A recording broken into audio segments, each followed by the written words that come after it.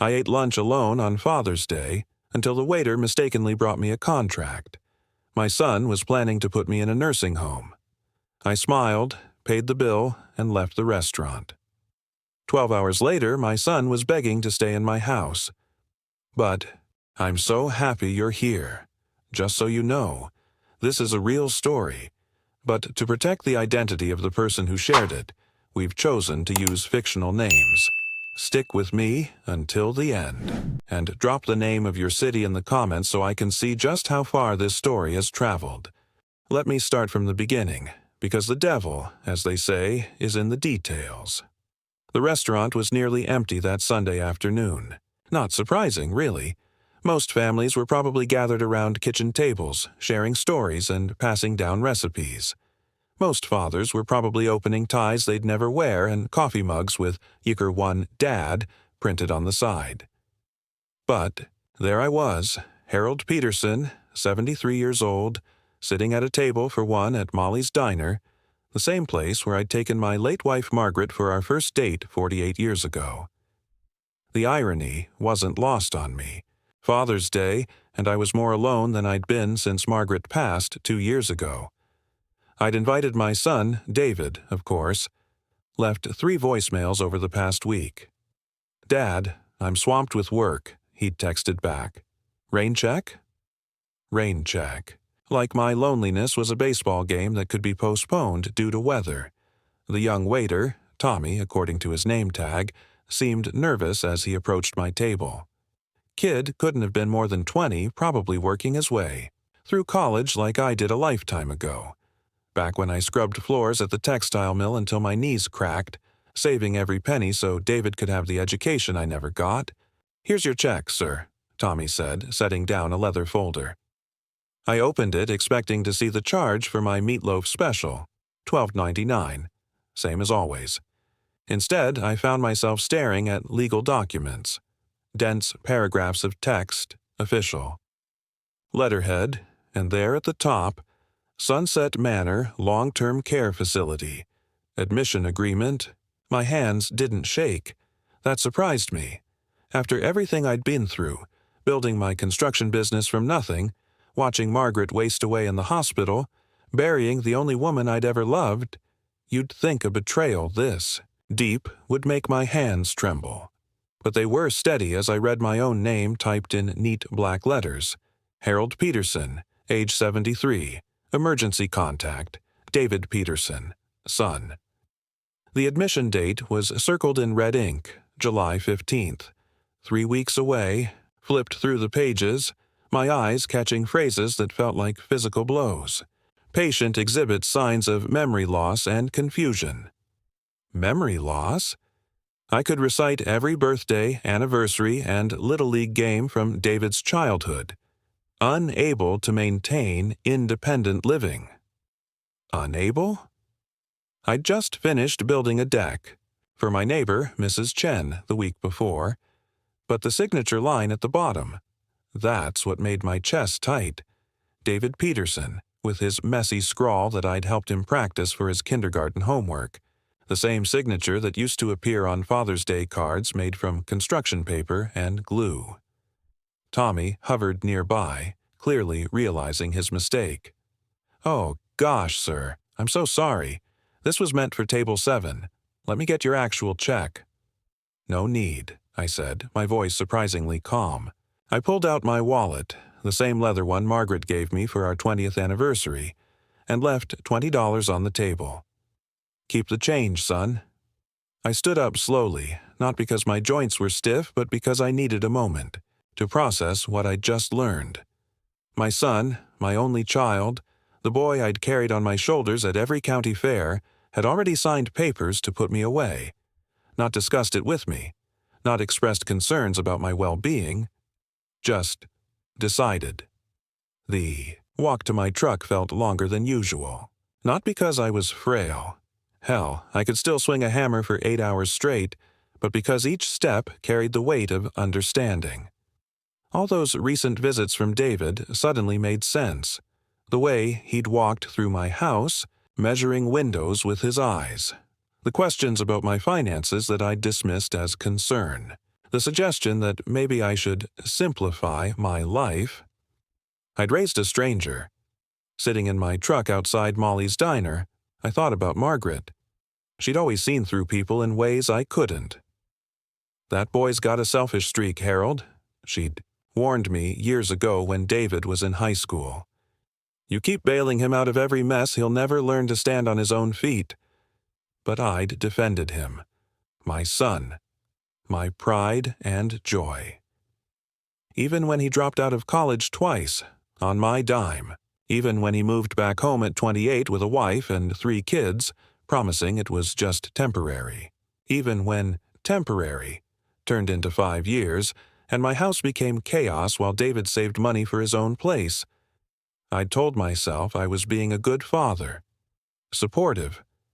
The kind of dad who never gave up on his kids. Turns out I was just raising a man who saw me as an asset to be managed. The drive home was automatic. 32 years of taking the same route from town to my house on Maple Street. The house I'd built with my own hands, board by board, nail by nail. The house where Margaret and I had planned to grow old together, rocking on the front porch and watching grandchildren play in the yard. The house my son apparently thought belonged to him now. I pulled into my driveway and sat for a moment, looking at the home I'd poured my life into. The stone chimney I'd repaired 3 times. The maple tree I'd planted when David was born, now towering over the roof. The flower beds Margaret had designed, which I still tended every morning because letting them die felt like losing her twice. Phone buzzed. A text from David. "Hey, Dad, hope you're having a good Father's Day. Busy weekend, but let's catch up soon." I stared at that message for a long time. Catch up soon. Right. Probably wanted to discuss the transition to Sunset Manor. Probably had a whole speech prepared about how it was for my own good and how professional care was better than struggling alone.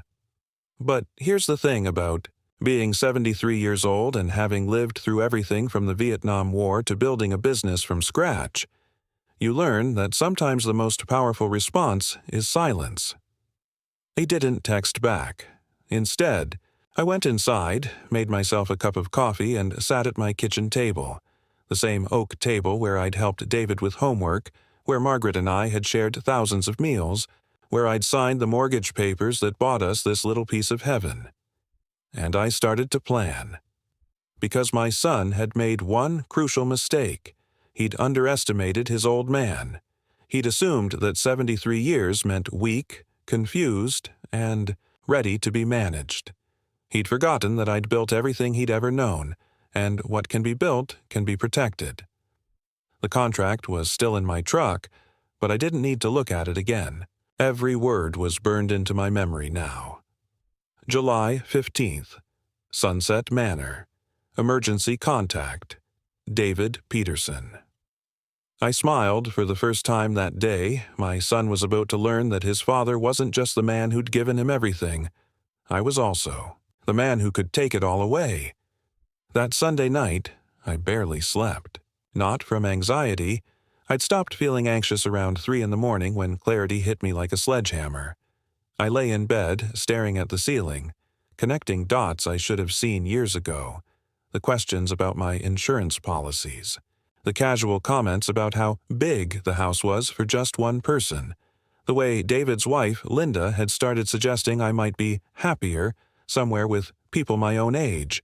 Even their kids, my own grandchildren, had stopped visiting. When I asked why, David said they were busy with activities. Busy. At 8, 10, and 12 years old. By Monday morning, I had a mental list of every red flag I'd ignored, and it was longer than my arm.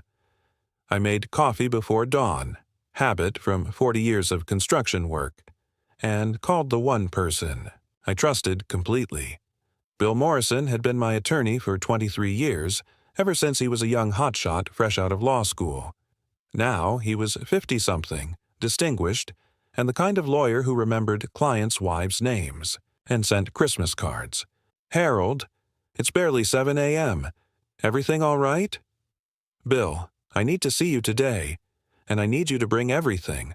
All my documents, the will, the trust paperwork, property deeds, everything. There was a pause. Bill had heard this tone from me before, back when I was fighting the city over zoning violations for my business. What's happened? My son is trying to put me in a nursing home without my consent, and I have a feeling that's just the beginning. Jesus, Harold, when can you be here? Give me an hour? Bill's office occupied the second floor of a converted Victorian house downtown. I'd helped him move in when he first started his practice, carrying boxes up those narrow stairs while he worried about making rent. Now the walls were lined with law books and framed diplomas, but he still kept a photo of his first successful case on his desk, a property dispute I'd hired him for when the city tried to condemn my warehouse. He looked older than I remembered, graying at the temples, but his eyes were as sharp as ever when I placed the nursing home contract on his mahogany desk. "Where did you get this?" he asked, scanning the documents. I told him about the restaurant, about the waiter's mistake, about the admission date that was already set. Bill's expression grew darker with each detail. "Harold, this is fraud. You can't commit someone to long-term care without their consent or a court order declaring them incompetent. Even family members can't just sign papers and ship you off. But he signed it, illegally. The question is, what else has he signed?" That's when Bill opened my file, 3 inches thick with decades of legal work. Property deeds, business and corporation papers, insurance policies, and, most importantly, my will. The will I'd updated just 2 years ago, after Margaret died, leaving everything to David. "Harold, when's the last time you checked your bank statements? Really looked at them?" My stomach dropped. "I get them monthly, but—" I trailed off, realizing I hadn't been paying close attention. David had offered to help with my paperwork after Margaret died, said it would be one less thing for me to worry about. He'd even set up online banking for me, though I preferred paper statements. "We need to go to the bank, now." First National Bank had been handling my accounts for 30 years. Mary Henderson, the branch manager, had known me since she was a teller. When we walked in, her smile faltered at the expression on my face. "Mr. Peterson, how can we help you today?" "I need to see all my account activity for the past 6 months. Everything. And I want to know who has access to my accounts." Mary's fingers flew across her keyboard, then stopped. Her face went pale. "Mr. Peterson, there have been some significant withdrawals recently." She turned her monitor toward me. The numbers made my vision blur. 15,000 in March, 22,000 in April, 18,000 in May, all authorized by David Peterson, who I'd added to my accounts years ago as a precaution in case something happened to me. "Where did this money go?" I asked, my voice barely above a whisper. "The withdrawals were made by your son. He said they were for home improvements and medical expenses on your behalf." Home improvements. I looked around my house every day. Nothing had been improved. Medical expenses. I'd been to the doctor twice in 6 months for routine checkups, paid with my insurance. Bill leaned forward. "Mary, we need to change the access on these accounts immediately. Remove David Peterson's authorization." "Of course, but I'll need Mr. Peterson to sign." "Do it," I said. While Mary prepared the paperwork, Bill and I sat in the bank's small conference room. Through the window, I could see the main street where I'd driven David to Little League practice, where I'd taught him to parallel park, where we'd walked together after high school graduation planning his bright future. "There's more, isn't there?" I asked. Bill nodded grimly.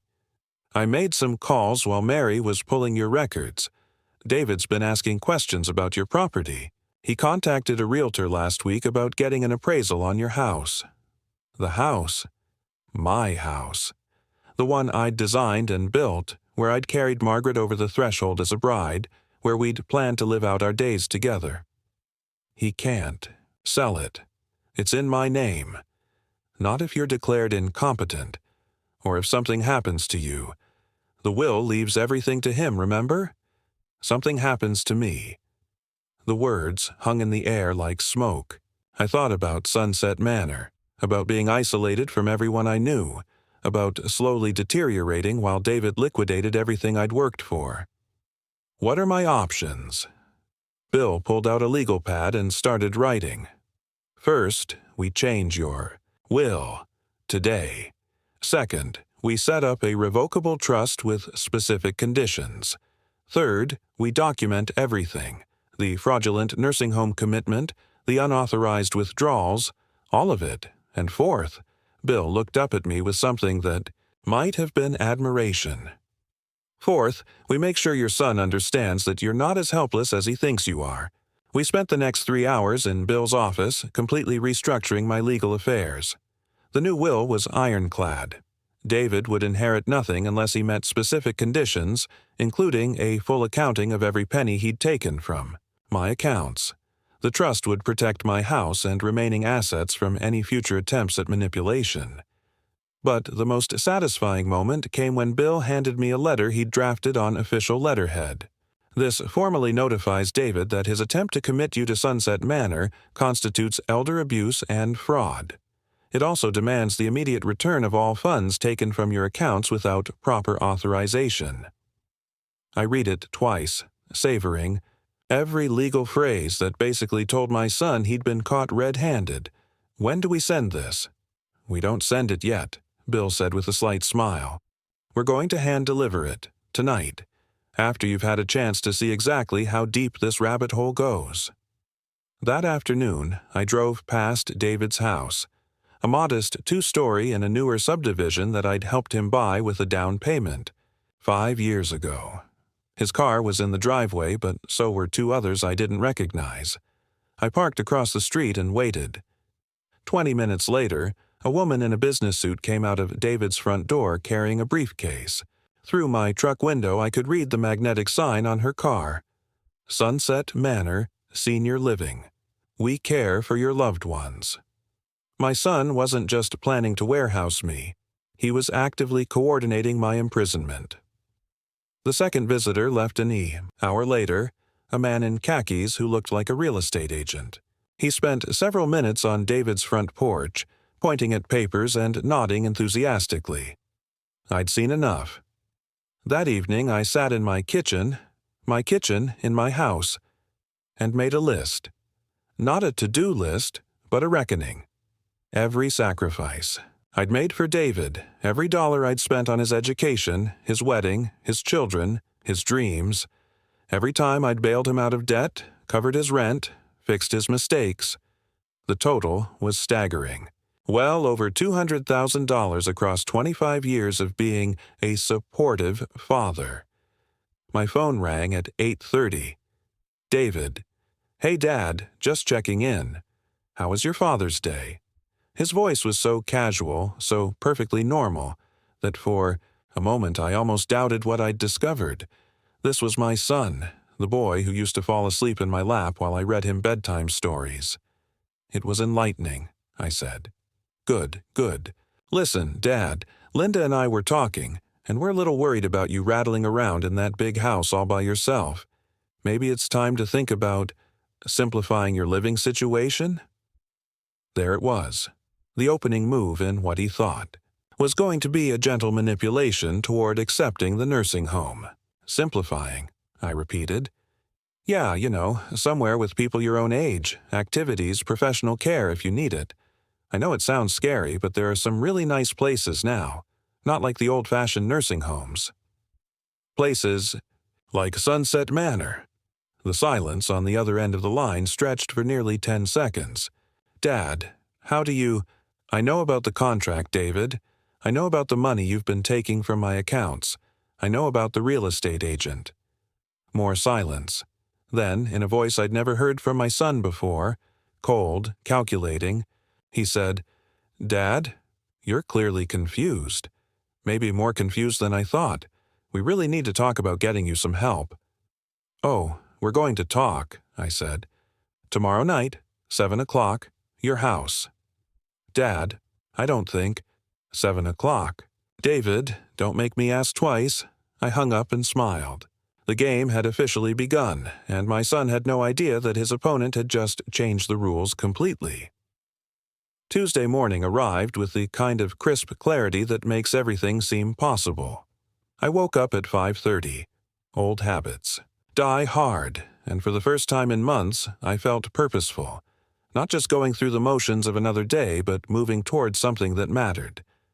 I made coffee and sat at my kitchen table with the morning paper, just like I had every day for the past 40 years. But today was different. Today, I wasn't just Harold Peterson, widowed retiree marking time until his son decided his fate. Today, I was Harold Peterson, strategic operator with 7 decades of hard-earned wisdom and a score to settle.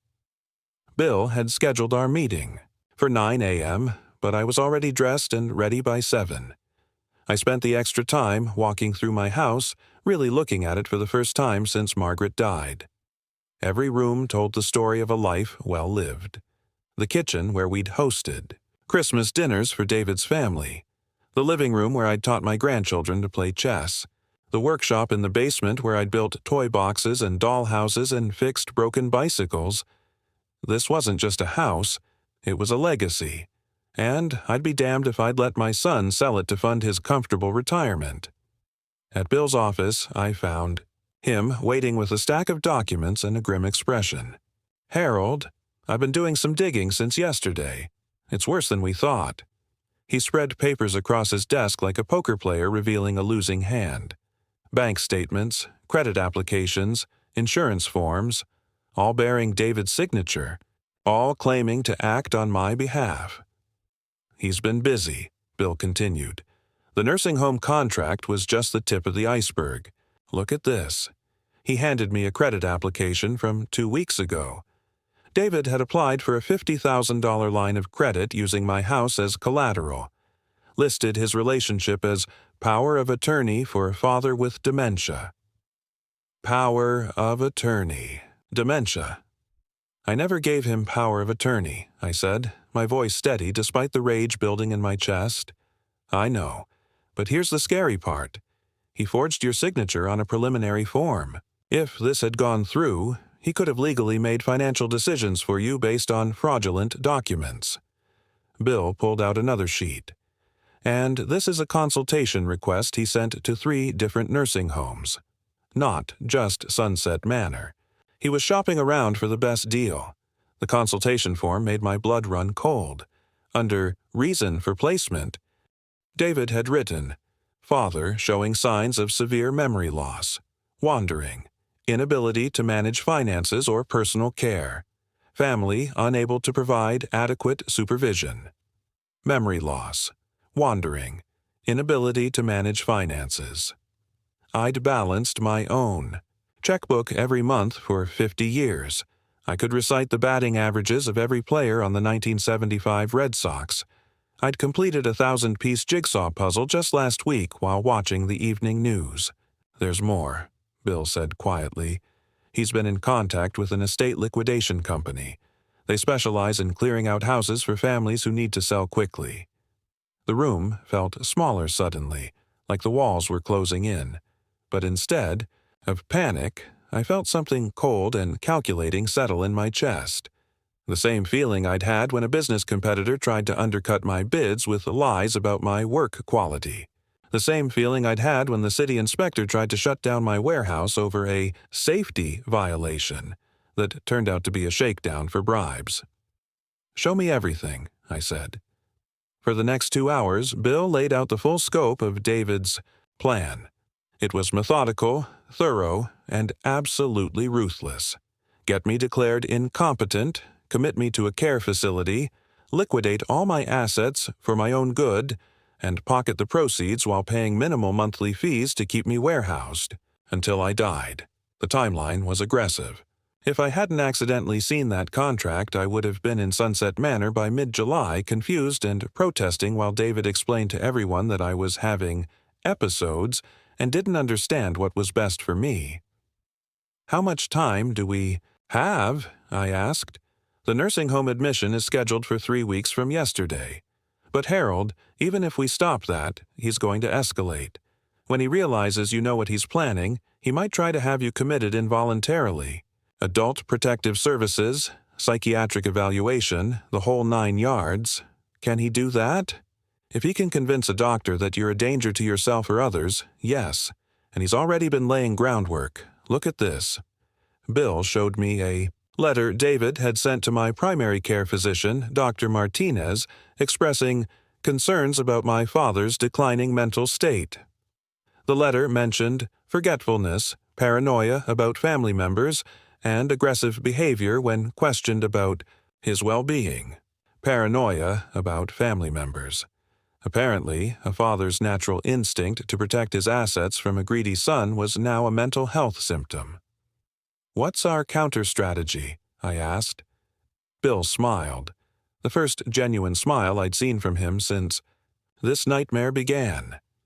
"We're going to beat him at his own game, but we need to move fast." The plan was elegant in its simplicity. While David was setting traps for me, we'd been building legal fortress walls around everything he wanted to steal. The new will, the trust, the documentation of his fraud, all of it designed to protect my assets and my freedom. But the most important element was what Bill called the reveal. Tonight, when you confront him, you're going to let him think. He's in control. Let him explain his plan, justify his actions, maybe even threaten you with immediate commitment. Get him talking. Record everything. He handed me a small digital recorder, the kind lawyers use for depositions. Once we have him on tape admitting to fraud, forging documents, and planning to commit you against your will, we own him, financially and legally. I spent the afternoon preparing for what might be the most important conversation of my life.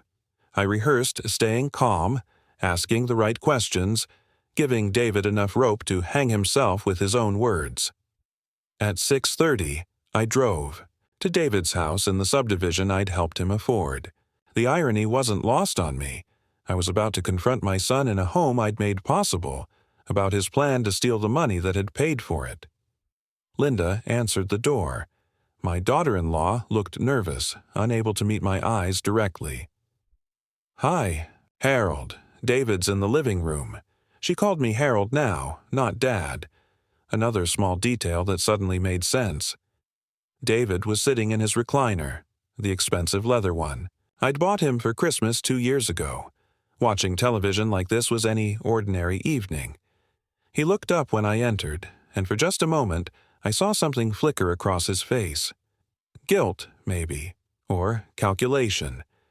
"Dad, good, we need to talk. Sit down." I remained standing. "Yes, we do need to talk." The digital recorder was in my shirt pocket, already running.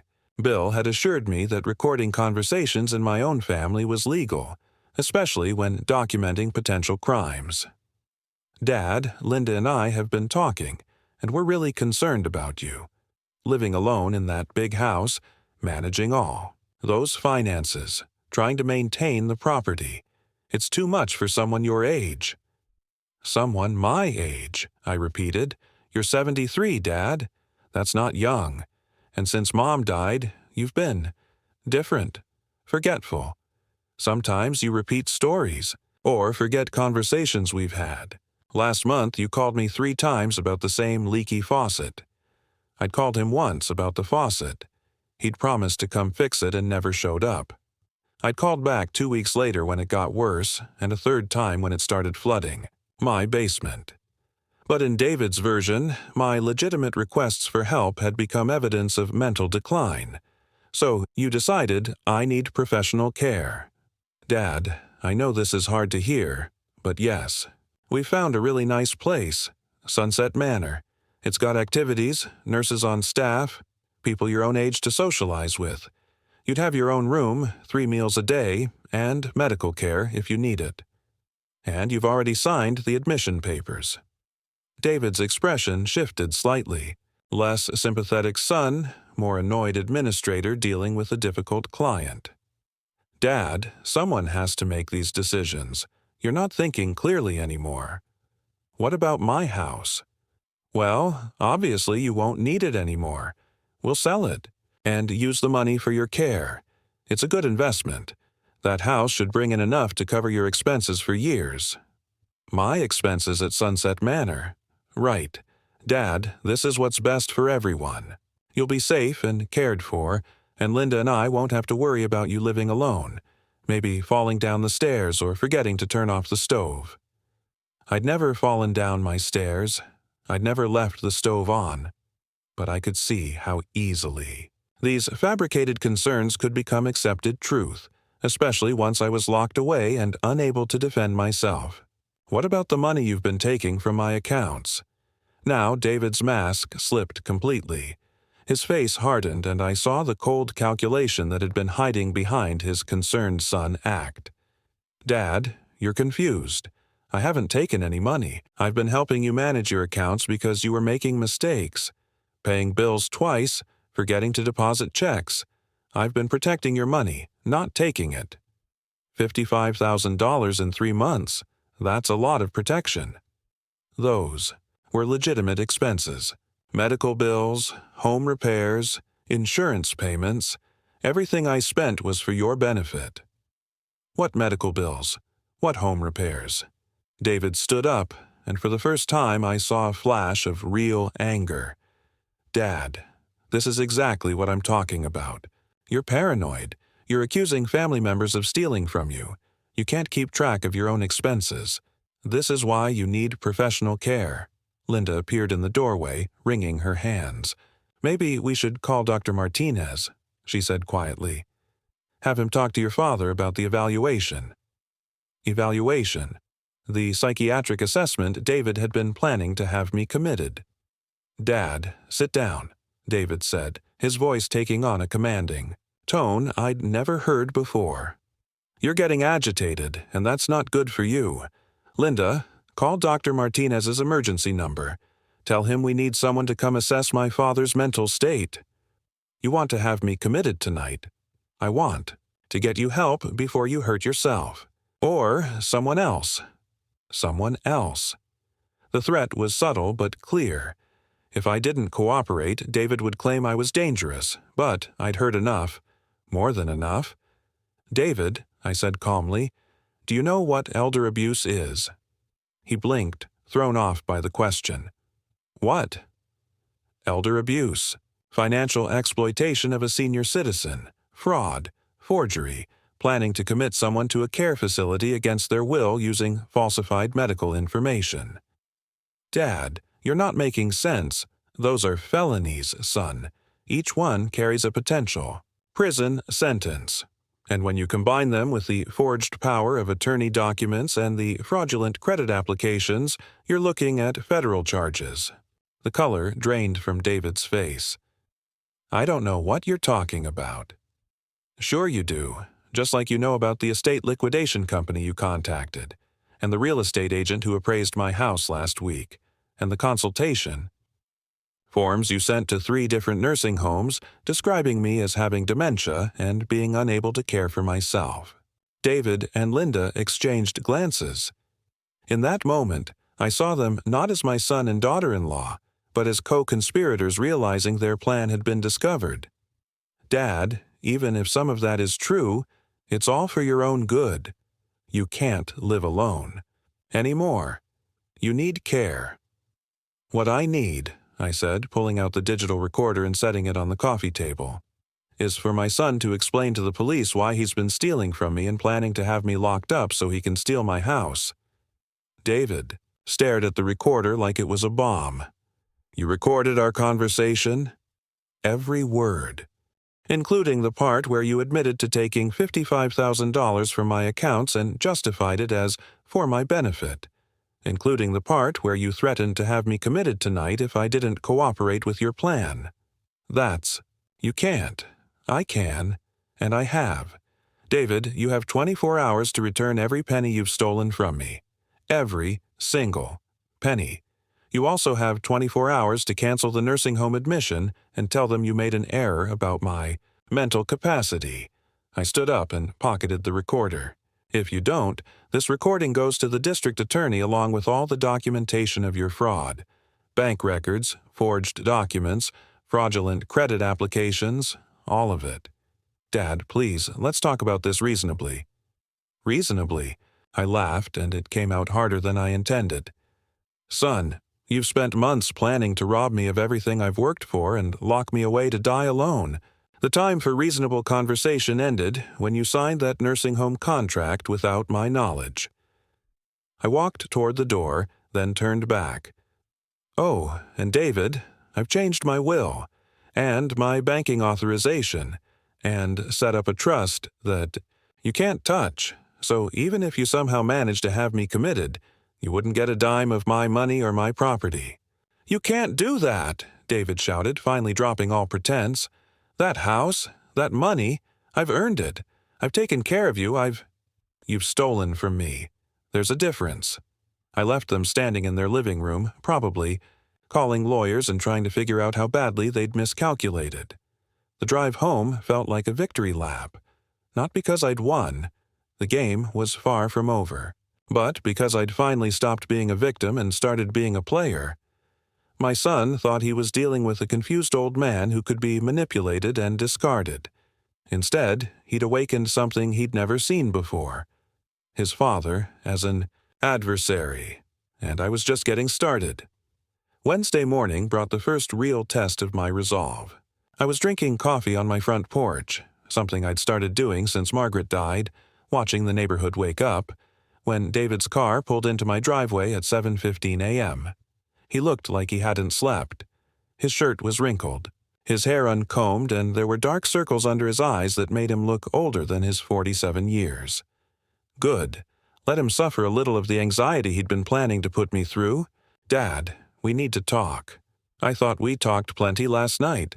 Please, just let me explain. I stayed seated in my rocking chair, the one I'd built for Margaret when she was pregnant with David. The irony of that wasn't lost on me either. Explain. What? How you forged documents? How you plan to have me locked up? Or maybe you want to explain how $55,000 of my money was actually spent on my behalf. David climbed the porch steps slowly, like a man approaching his own. Execution. He pulled up the old metal chair I used when Mrs. Chen came over for coffee and sat down heavily. Dad, I know how this looks, but I swear to you, everything I did was because I was worried about you. Worried enough to steal from me. It wasn't stealing. You were. You were making mistakes with money, paying bills multiple times, forgetting about deposits. I was trying to help you manage things before you lost everything to confusion. The lies came so easily to him.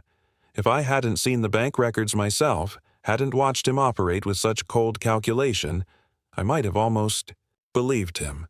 This was my son, after all. The boy I'd taught to ride a bicycle, to throw a curveball, to change a tire. David, show me one bill I paid twice. Show me one deposit I forgot about. He couldn't, of course, because it had never happened, but he pressed on with the narrative he'd been building. Dad, do you remember last month when you called me about Mom's jewelry? You couldn't find her wedding ring, and you were convinced someone had broken in and stolen it? I remembered that conversation very well. I'd been looking for Margaret's ring because I wanted to have it appraised for insurance purposes. I'd found it exactly where I thought it would be, in her jewelry box. I'd called David to tell him it was worth more than we'd thought, and maybe we should update our homeowner's policy. But in David's version, I was a confused old man imagining burglars and losing precious items. I found the ring in Mom's jewelry box, exactly where I expected it to be. I called you to discuss insurance. Dad, that's not. You were really upset. You made me come over to check all the locks, remember? I'd asked him to fix a loose deadbolt while he was visiting, but every normal request, every ordinary concern, had been cataloged in David's mind as evidence of my declining mental state. What about the credit applications? I asked. The ones where you forged my signature and listed me as having dementia. David's composure cracked a little. I was trying to get emergency credit in case you needed expensive medical care. The dementia thing. I thought it might help us qualify for special programs. Without asking me. Because you would have said no. Dad, you're so stubborn about accepting help. Even when Mom was sick, you insisted on handling everything yourself instead of letting people who cared about you provide support. There it was, the emotional manipulation I should have expected.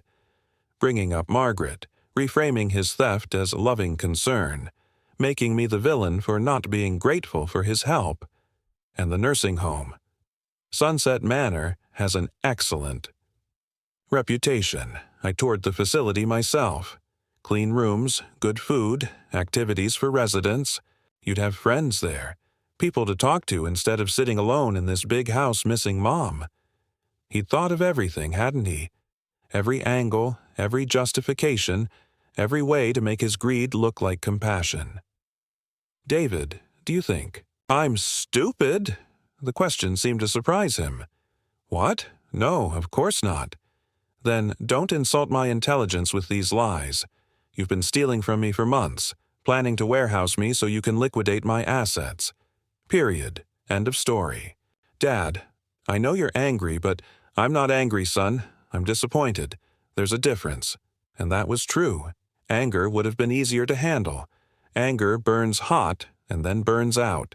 Disappointment is colder, deeper. It settles in your bones and changes how you see the world. My phone rang inside the house.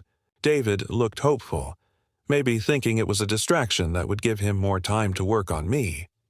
"Excuse me," I said, going inside to answer. It was Bill Morrison, and his voice was tight with urgency. "Harold, we have a problem."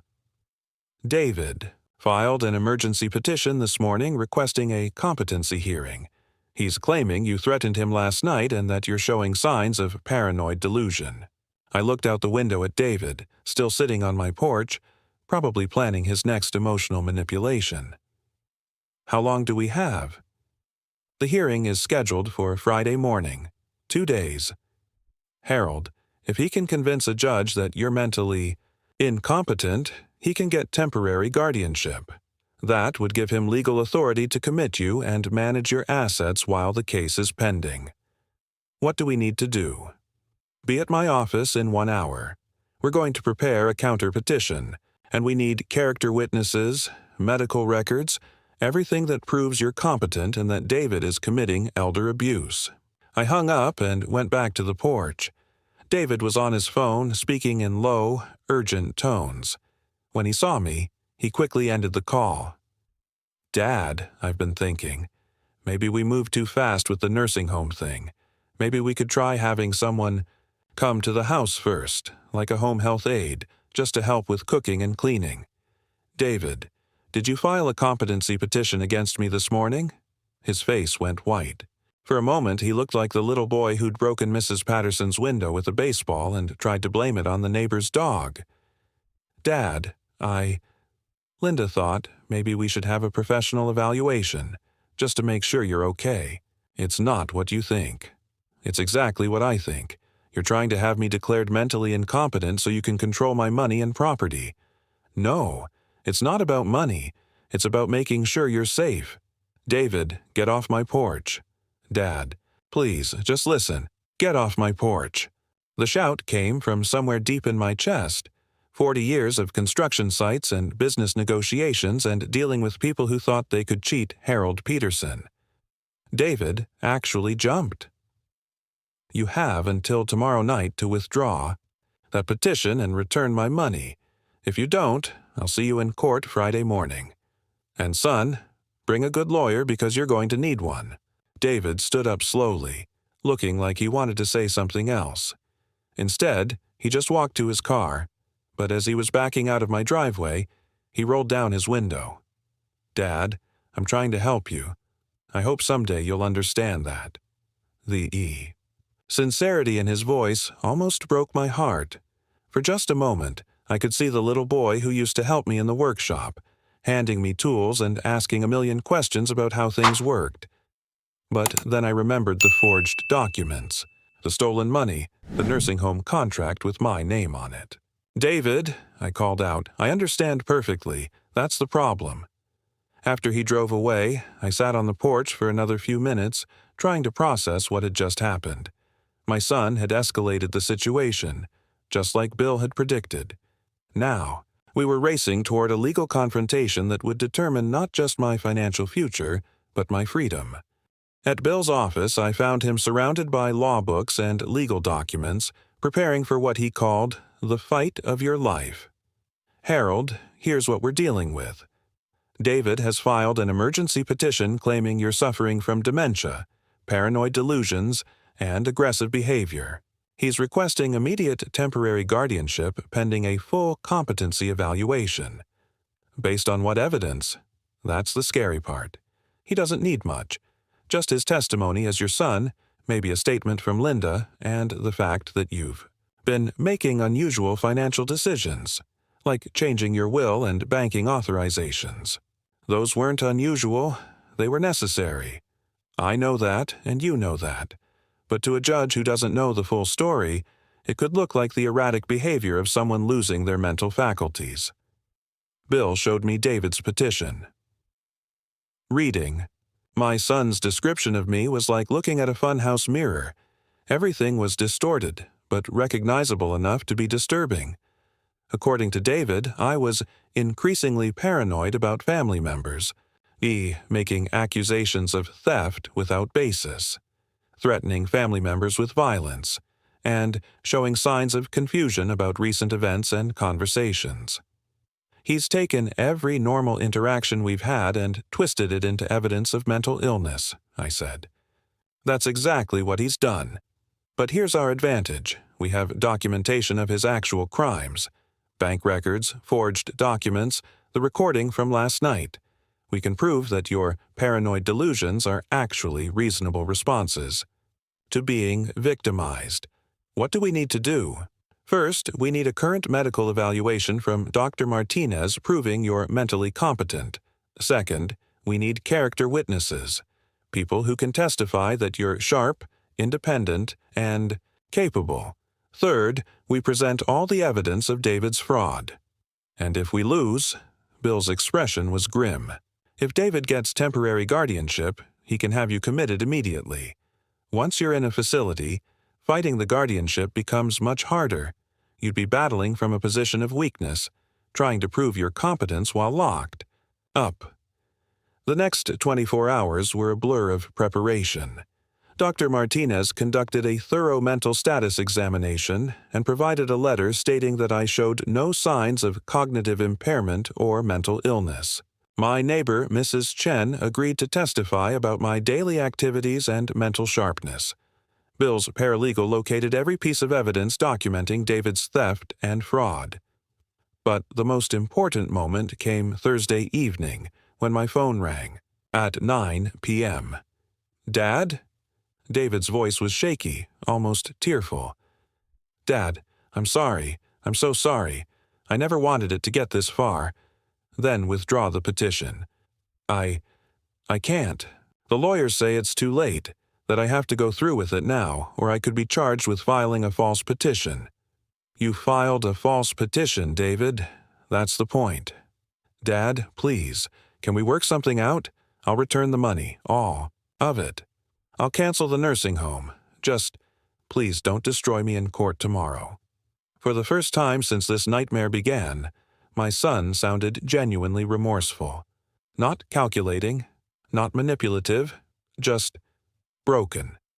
"David, why? Just tell me why you did this." There was a long pause. When he spoke again, his voice was barely a whisper. "Because I was scared. Scared of losing you like we lost Mom. Scared of watching you get sick and die alone in this house. Scared of not being able to take care of you the way you took care of us. So you decided to steal from me and lock me away, I thought. I thought if I could control everything, I could protect you from getting hurt. But I screwed it up. I screwed everything up." "Yes, you did. Dad, tomorrow in court, they're going to ask me questions about your mental state. I don't want to lie anymore. I don't want to hurt you anymore. But if I tell the truth, if I admit that you're fine and I made everything up, I could go to prison." "You could go to prison anyway, son. The evidence of what you've done is overwhelming." "I know. Dad, I know I don't deserve it, but I'm asking for your help. I'm begging you. Please don't let them destroy my life over this." And there it was, the moment I'd been unconsciously preparing for since I found that nursing home contract. My son, the person who'd betrayed me more deeply than I thought possible, asking me to save him from the consequences of his own actions, just like I'd been saving him from consequences his entire life. "David," I said slowly, "come to my house. Right now. We need to talk." David arrived at my house 20 minutes later, and I barely recognized the man who walked through my front door. Gone was the confident manipulator from our porch conversation that morning. This was someone hollowed out by fear and desperation, shoulders slumped, hands shaking as he sat down at my kitchen table. "Dad, I don't know where to start." "Start with the truth. All of it. No more lies, no more justifications, no more spinning my legitimate concerns into evidence of mental illness." He nodded, staring down at his hands folded on the table.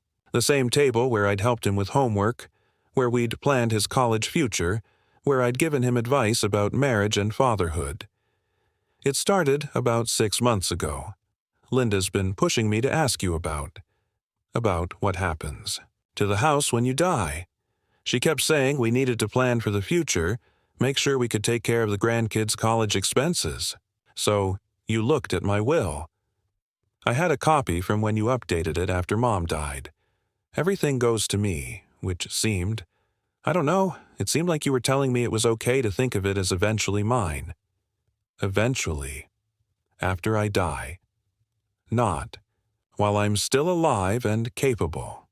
David looked up at me, and I saw tears in his eyes. Real ones, not the manipulative kind. But then Linda started pointing out how expensive your house is to maintain. The property taxes, the utilities, the repairs. She said maybe you'd be happier somewhere smaller, somewhere with other people around. And that led to looking at nursing homes. Not at first. At first I was watching you, trying to see if you were really okay living alone. And, Dad, honestly, you seemed lonely. Really lonely. You'd call me about little things, a dripping faucet, a weird noise in the attic, and I started thinking maybe you were looking for excuses to talk to someone. That hit me like a physical blow, because there was truth in it. Since Margaret died, the house had felt enormous and empty. Sometimes I did call David about minor problems, hoping he'd come over and we'd end up talking about other things. The way we used to. But instead of spending time with me, you decided I was losing my mind. No, not at first. But Linda kept saying things. Like how you repeated the story about fixing Mrs. Chen's fence. How you forgot we'd already discussed getting your gutters cleaned. Little things that could be normal, but she made them sound like warning signs. And you started believing her. I started noticing things differently. Every time you called, twice about something, instead of thinking you were concerned about a problem, I thought maybe you'd forgotten the first call. Every time you seemed confused about something, instead of thinking you just hadn't heard me clearly, I thought maybe your hearing was going, or your memory. David wiped his eyes with the back of his hand. Linda suggested we should start helping. You manage your finances before you made a big mistake. She said elderly people are targets for scams, and maybe if I had access to your accounts I could protect you. So I added you as an authorized user. Right, and at first, I swear, I was just monitoring things, making sure no one was taking advantage of you. But then you started taking advantage of me yourself. It wasn't like that. At least, it didn't feel like that at the time. The first withdrawal was for Linda's medical bills when she had that procedure in March. Our insurance didn't cover everything, and we were short about $15,000. I remember David mentioning Linda's surgery, asking if I could help with the costs. I'd offered to write them a check, but he'd said they were handling it. I told you I'd help with Linda's medical bills. You said you didn't need the money. I knew you'd give it to me if I asked.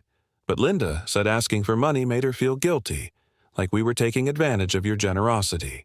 She thought it would be easier if I just transferred what we needed and paid it back later. Did you pay it back? David's silence was answer enough. The second withdrawal in April was for Tommy's baseball camp. $22,000 for baseball camp? Not just camp. Linda wanted to redo the kitchen, and we figured since the house was eventually going to be ours anyway. Dad, I know how that sounds, but we weren't thinking of it as stealing. We were thinking of it as advancing our inheritance.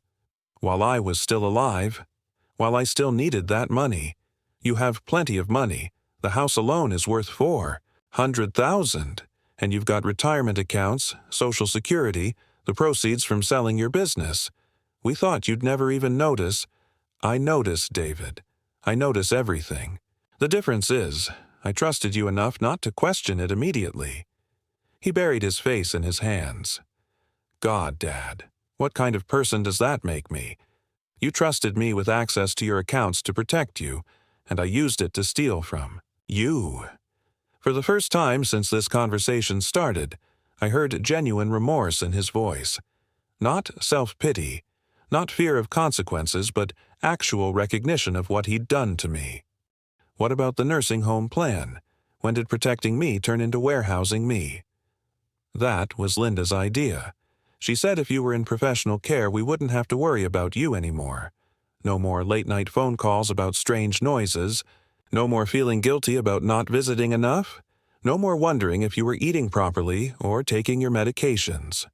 I don't take any medications except vitamins.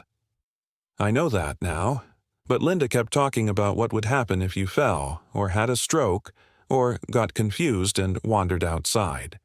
She made it sound like putting you in care was the responsible thing to do, before I actually needed care. She said it was better to do it proactively, while you could still adjust to the new environment, rather than wait for an emergency. I could see how the rationalization had built, layer by layer. Start with genuine concern, add financial pressure, mix in a spouse who saw me as an obstacle to her comfort, and season with enough guilt and self-interest to justify almost anything. David, when you signed that nursing home contract, when you forged power of attorney documents, when you lied to banks and doctors about my mental state, did any part of you think about what that would do to me? He looked up, and the pain in his eyes was unmistakable. No, I don't think I let myself think about it. Every time I started to imagine you confused and scared in that place, I told myself it was for your own good, that you'd adjust and eventually be happier. But you knew I wouldn't be happier. That's why you didn't ask my opinion. Yeah, I knew you'd fight it.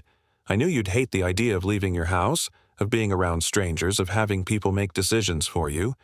So I convinced myself that what you wanted didn't matter as much as what was best for you, according to Linda. According to Linda, and according to the part of me that wanted your problems to be someone else's responsibility. Finally, the core truth, stripped of all justification and self-deception. David, do you understand what you almost did to me? Not just financially, but personally? Dad, No, let me tell you.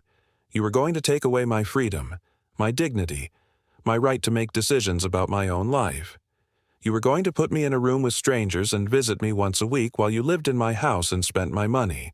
You were going to let me die believing that my only son thought I was worthless. David started crying in earnest now, the kind of broken sobbing I hadn't seen from him since he was a child. Dad, I'm sorry. I'm so sorry. I never wanted to hurt you. I got lost. I let Linda's voice become louder than my own conscience, and I made choices that I knew were wrong, but I convinced myself were necessary. And tomorrow you're supposed to go into court and testify that I'm mentally incompetent. I can't do it. Dad, I can't stand up in front of a judge and lie about you being confused or dangerous. Not anymore. Even if it means I go to prison. I studied my son's face, looking for signs of manipulation, for the calculated performance that had fooled me for months. But all I saw was genuine anguish and shame. David, if you withdraw the petition tomorrow and return every penny you've stolen, I won't press criminal charges. His head snapped up. What? You heard me. I won't destroy your life over this. But there are conditions. Non-negotiable conditions. Anything. Dad, anything you want. First, you return every dollar you took from my accounts. Not over time, not when convenient, by the end of next week. I'll sell the car, take out loans, whatever it takes. Second, you and Linda attend family counseling. Real counseling, not just a few sessions to check a box. I want you to understand how your choices affected me, and how to rebuild trust. Yes, absolutely. Third, you earn back the privilege of being in my life. No more assuming you're entitled to my money, my house, or my future. You visit when I invite you. You help when I ask for help, and you respect my decisions about my own life. David nodded frantically. Yes, Dad. Yes to all of it. And fourth, this is the most important one. You take responsibility for what you did. You apologize to everyone you lied to about my mental state. You tell Dr. Martinez, you tell the bank manager, you tell anyone who'll listen that I am competent and capable and that you fabricated concerns about my well-being. I will, I promise. I looked at my son, really looked at him, for the first time in months. Underneath the fear and desperation, I could see glimpses of the man I'd raised, the one who'd helped me build a treehouse for his kids, who'd called me every day when Margaret was dying, who'd cried at her funeral and told me he didn't know how to live in a world without his mother. David, I need you to understand something. I'm not doing this because I think you deserve forgiveness. I'm doing this because destroying you won't undo the damage you've done, and because somewhere under all this selfishness and manipulation is still my son. Dad, I don't know how to thank you. Don't thank me. Prove that I made the right choice. Show me that the man I raised is still in there somewhere. We sat in silence for several minutes. Finally, David spoke again. What happens now? With us, I mean. Can we? Is there a way back from this? I don't know. That depends on you, on whether you can become someone trustworthy again, or whether this is just who you are now. I want to be better. I want to be the son you deserved. Then be that son, not for me, but for your own kids. Because, David, if you can steal from your father and plan to lock him away, what kind of example are you setting for them? That hit home. I could see it in his face, the realization that his children had been watching him treat their grandfather as a problem to be solved rather than a person to be respected. Tomorrow morning, you're going to call Judge Harrison's office and withdraw the competency petition. You're going to admit that you filed it based on concerns that turned out to be unfounded. What if they ask why I changed my mind? Tell them the truth, that you realized your father is mentally sharp and that your concerns were based on misunderstandings and poor judgment. David stood up slowly, looking older than when he'd arrived. Dad, I know I don't have the right to ask this, but do you think you'll ever be able to forgive me? Really forgive me? I thought about that question for a long moment. Forgiveness wasn't just about letting go of anger. It was about rebuilding trust, restoring relationship, believing that someone could change. Ask me again in a year, I said finally, after you've shown me who you really are. After David left, I called Bill Morrison to let him know the competency hearing was being withdrawn. Then I sat in my living room, in the chair where Margaret used to read her romance novels, and tried to process what had just happened. I'd won. My son wouldn't be taking my house, my money, or my freedom. The threat of being warehoused in a nursing home was over. I'd protected everything I'd worked for. But victory felt hollow, because what I'd really learned was that the son I'd raised, the man I'd been so proud of, was capable of betraying me in the deepest possible way. The question now was whether David Peterson could become someone worth forgiving, or whether Harold Peterson could learn to live with a son who'd shown him exactly how little his love was. Worth. 6 months later, I was sitting in the conference room of the Peterson Community Center for Senior Advocacy. watching 12 elderly faces around the table as they shared stories I knew too well. Stories of children who saw inheritance as entitlement, of families who confused love with control, of seniors who discovered that the people they trusted most were the ones planning to betray them. "Harold," said Dorothy Chen, Mrs. Chen's sister-in-law, who'd moved to town after her own nursing home nightmare. "When you first told us about starting this support group, I thought you were crazy. Who wants to admit their family tried to rob them? But look at us now," added Frank Martinez, Dr. Martinez's father, whose daughter had attempted something similar to David's scheme. 6 months ago, I was ashamed, isolated, thinking I was the only one stupid enough to let my kids steal from me. Now, I know I'm not alone, and more importantly, I know what to do about it. The Peterson Community Center hadn't existed a year ago. After David returned my money, every penny as promised, though it required him to take out a second mortgage and sell Linda's car, I'd used part of those funds to lease a small building downtown. What started as a support group for elderly financial abuse victims had grown into something larger, a resource center offering legal advice, financial planning, and, most importantly, education about the warning signs of elder abuse. "Mrs. Peterson, how are things with your grandson?" I asked the elderly woman sitting across from me. Eleanor Peterson smiled. The first genuine smile I'd seen from her since she'd discovered her grandson emptying her savings account to fund his gambling addiction. "Well, he's in treatment now, and he's paying me back $50 a week from his new job. It'll take him 4 years to repay everything. But Harold, he looks me in the eye now when he visits. That's progress." This was what I'd learned in the months since confronting David. Healing wasn't just about getting your money back or avoiding the nursing home. It was about rebuilding your sense of worth, your ability to trust, your understanding that you deserved better than being seen as a burden or an ATM. "And Frank, how's the relationship with your daughter?" Frank shrugged. "Some days are better than others.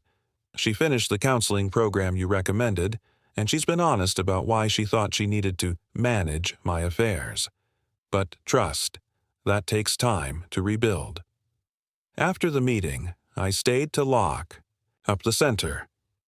It had become my routine, arriving early, staying late, making sure everyone who needed help knew where to find it.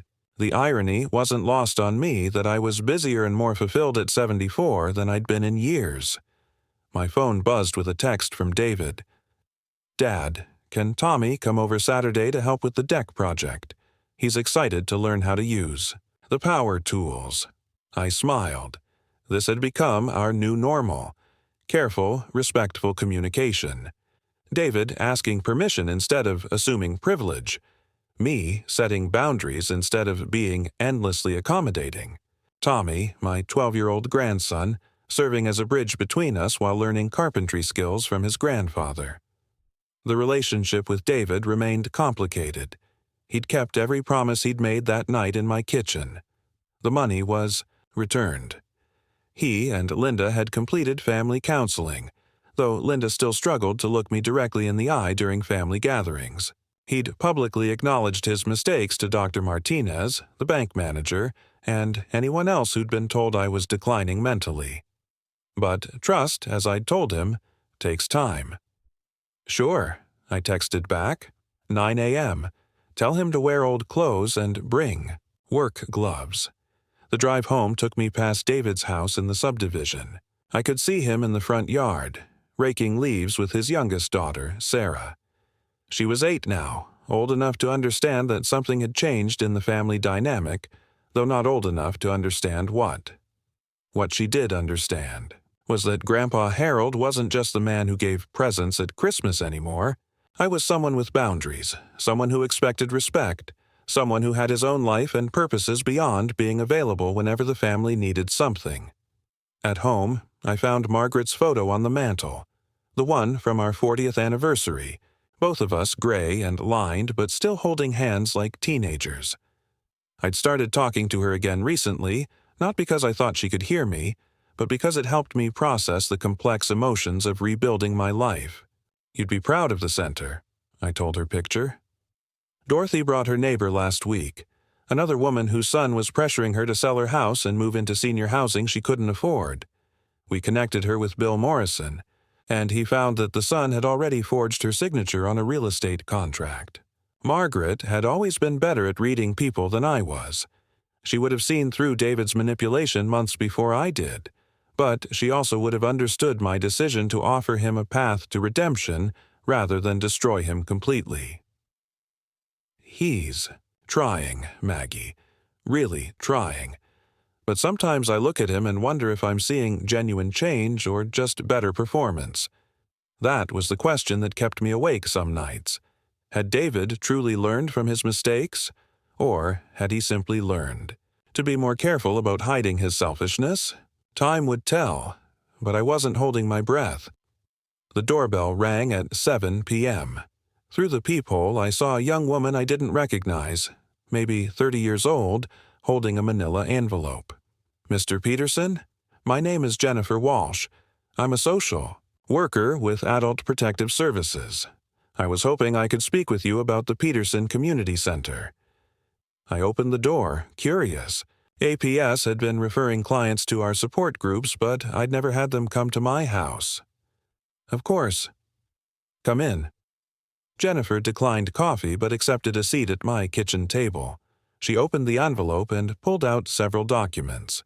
"Mr. Peterson, we've been tracking a significant decrease in elder financial abuse cases in this county over the past 6 months. Normally, we see 15 to 20 new cases per month. Since your center opened, we're down to maybe 5 or 6. That's good news. It's remarkable news. But what's more remarkable is the quality of the prevention work you're doing. 3 families have contacted us to say they attended your educational workshops and realized they were headed down a dangerous path with elderly relatives. They course-corrected before any actual abuse occurred. She handed me a letter. "This is from the State Department of Aging. They want to fund expansion of your model to other counties. We're talking about a $250,000 grant to establish Peterson centers in 5 additional locations." I stared at the letter, trying to process what she was telling me. My little support group, born from my own betrayal and pain, had become significant enough to attract state attention.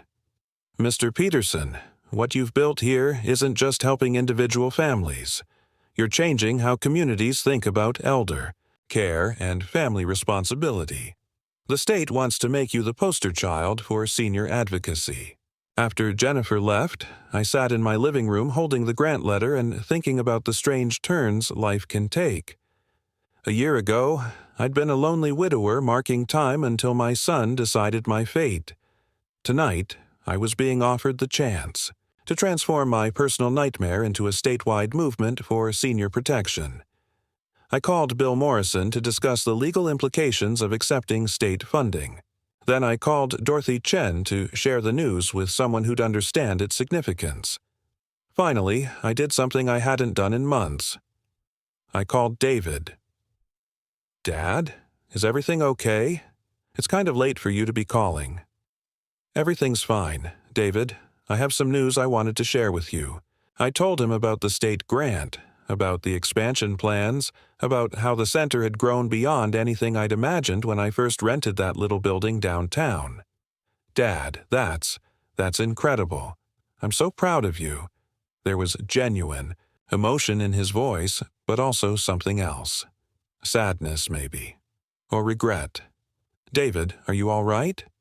"Yeah, sometimes I think about how different things could have been. If I hadn't been so stupid, so selfish, maybe I could have been part of building something like this with you instead of being the reason you needed to build it. You can still be part of it. Dad, I don't think, not as my son who's trying, to make amends. As someone who understands what families go through when trust breaks down. David, you could help other adult children recognize the warning signs before they make the mistakes you made." There was a long pause. "You'd want me involved after everything?" "I'd want you involved because of everything. The people who need help the most are the ones who've been where you've been. The parents who've been betrayed by their children, and the children who've betrayed their parents." I I'd like that. If you think I could help, think about it. But, David, if you decide to join this work, you need to understand it means being honest about your story. Really honest. No sugarcoating, no minimizing what you did. I understand. After hanging up, I walked through my house which remained mine because I'd fought for it, and felt something I hadn't experienced in a long time. Genuine. Hope for the future. Not just my future, but the future of families like mine. Families where love had gotten tangled up with control, where financial security had been confused with emotional manipulation, where good intentions had paved roads to devastating betrayals. The Peterson Community Center for Senior Advocacy would grow. The grant would allow us to help hundreds of families navigate the complex dynamics of aging, inheritance, and family loyalty. And maybe, just maybe, David and I would find our way back to something that resembled a healthy father-son relationship. But even if we didn't, I'd learned something valuable. I didn't need my son's approval to have a meaningful life. I didn't need anyone's permission to protect myself, to build something important, to matter in the world. At 74, Harold Peterson had discovered that the best revenge against those who underestimate you isn't proving them wrong about your limitations. It's proving them wrong about your potential. I'm really wondering now, if you were in my shoes, what would you have done? Have you faced something like this before? Let me know in the comments. And while you think about it, I'm leaving 2 of the most loved stories from the channel.